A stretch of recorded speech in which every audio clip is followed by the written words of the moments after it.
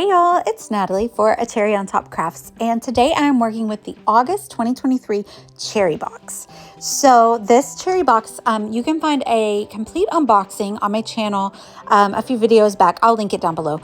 But it includes the Delightful collection from Pink Fresh Studio, and you just saw my little cheat. So the die for the stamp is not included in this box. I actually purchased that separately, but it is still available in the store. I'll link it down below because if you're like me and you don't like fussy cutting, you might want to also invest in the die that for the stamp that does come in the Cherry Box.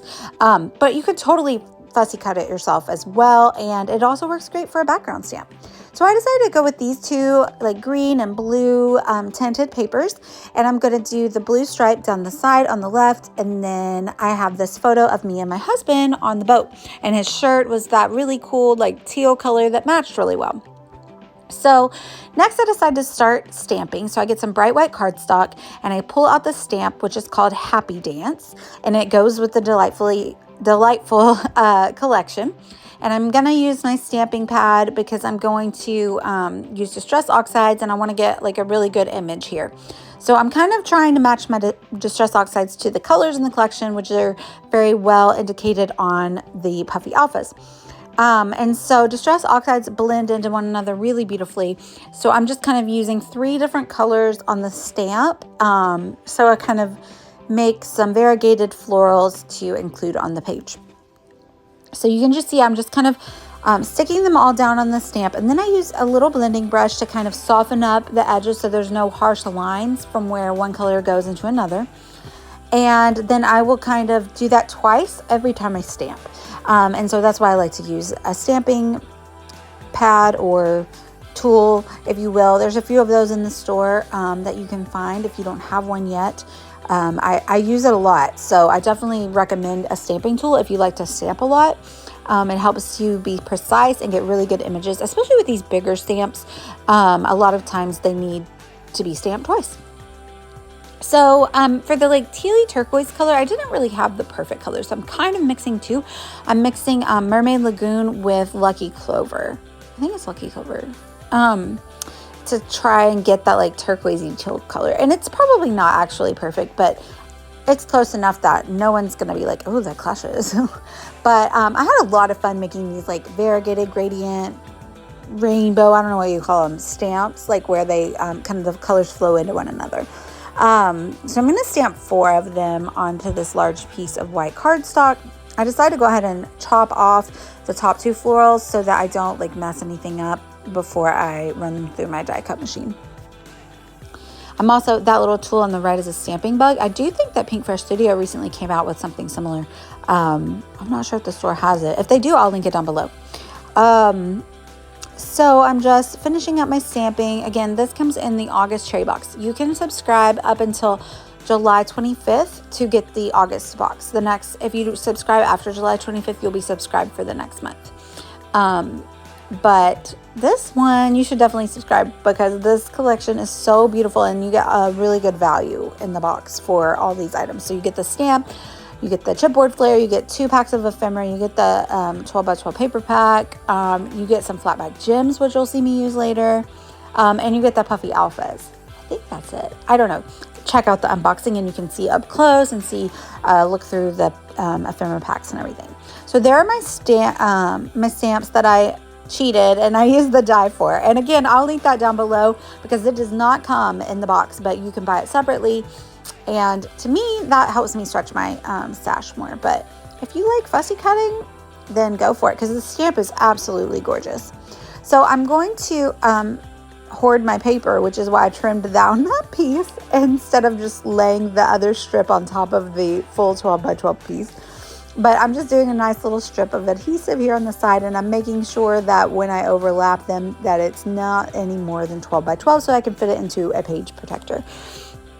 So I stick the stripe paper down on the side, and there we have it. And you can see over there on the right, I printed more photos. So someone commented on my video the other day and was like, I love it when you do full or multi-photo layouts. And I only had 1 photo, and I was like, you know what? I love it when I do multi-photo layouts too. Like, why am I hoarding these other photos? I have a bazillion photos. I'm never going to get all my photos scrapbooked. Why would I not fit more photos on a 12 by 12 page if it's within the design aesthetic, and I can, right? And all I'm doing is documenting this really fun day that we had on the boat. And so I was like, you know what? I'm going to print more pictures. So I go and I printed 4 more pictures in 2x3 size, and I'm going to trim them down a little bit. So I'm using the cut apart sheet from the Delightful collection to get that one little piece that said something like, this was a good day, because I told you it was a really great day, and it matches the shirt that Eric's wearing and kind of matches the stripes over on the left. And so I'm kind of giving you an idea of like the layout that I'm going for, but I am going to trim those down and back those photos. But the title, I just, I love to go online and look for punny titles. I like to look, find titles when I look up t-shirts, because usually if something fits on a t-shirt, it's pretty short, so it can be a title. So I found this one and it said boat bums. So that's what we were being. We were being like boat bums. We were hanging out. It was a very cloudy day. We actually had to leave a little bit early because it was going to storm. But a cloudy day on the boat is awesome because like we didn't get hot. We didn't get sunburnt. There weren't a ton of people out. So we got a good spot at our place that we like to go and get out, and like you can stand up there. So I decided to use this cut apart sheet to use the different squares to back the photos so that I could get a little pop of color that kind of went with the different stamped colors that I did on the stamping for the little square photos that I'm cutting down here. And this is the best picture I got of that guy that day. I don't know what he's doing, but I had to like crop out some stuff and zoom in on him. But Lachlan had been taking selfies on my phone, and then the other 2 I think I cropped out of videos that we took. We were tubing, and our friend's daughter was driving the boat. She says she put it in fast mode. So I'm just kind of figuring out where I want to put that additional little title bit or the little tag over there that says happiness is here, and moving things around. I do rough up the edges of the cut apart and the tag and the edges of the backed photos as well, just to give it a little dimension and texture on the page. So yeah, I'm just kind of figuring out where everything's going to go. So I want to go ahead and commit to sticking down the photos before I start sticking down the florals, just in case. And I think I forgot to rough up the edges first. So I do pull that back up and rough it up. And then I did the same treatment to all the other items. Sorry, I can't talk. I am on the blog, on the Cherry on Top blog today, so I'll put a link down below if you want to go see all the detail shots and hear about additional details, and also a link to subscribe to the Cherry Box. Like I said, if you subscribe by July 25th, you will get this box, this August 2023 box, which has the Delightful collection by Pinkfresh Studio. So I don't really show this part on screen, but I was thinking about what a fun day we had, and I did want to do journaling, but like the page turned out really pretty, and I didn't want to do handwritten journaling on it because I thought that would kind of take away from the aesthetic that I had made and the beauty. And so what I did was you'll see it in the close-ups at the end, but I created a little tag and I made it cute at the top so it kind of goes with the page. But then I just put a little pocket behind the page on the back side of the page, so I can just tuck the tag into the pocket. You can't even see the pocket. All you see is the little top of the tag, a place to pull it out and read my journaling. But then it's like hidden journaling behind my layout, but still accessible from a page protector in a 12 by 12 album, just so I could write a little bit about our day, because I do enjoy storytelling on my scrapbooks. I do like to say something.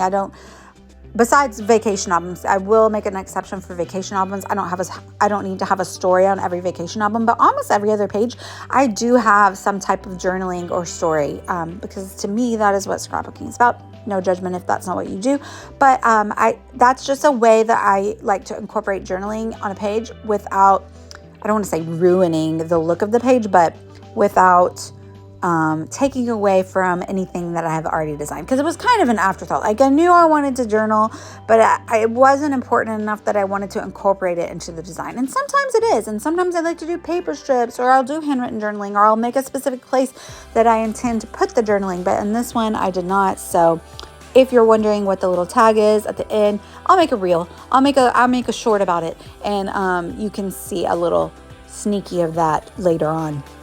So I only applied the adhesive on the florals kind of in the middle so that I could floof up the edges and give it dimension and lots of good layer and oomph, like the hair. Higher the hair, the closer to God. The higher the dimension on your page, the closer to God.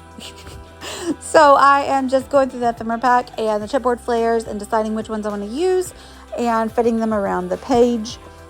I am going to pop up a few of the elements with some foam tape, some cherry foam tape. So that's what you see me doing there. And I add a little bit of twine in the tags because I don't like tags with naked holes. That's not a good look. And I don't use all of them that you see me laying out there. Oh, I do also add additional adhesive to the back of the puffy alphas just to make sure nothing falls off on the page, you know. So I just picked different colors out to make the title that says Boat Bums. And I'm going to stick it over our photo there. And then I'll stick that little happiness tag right below that in between the title and the rest of the photos.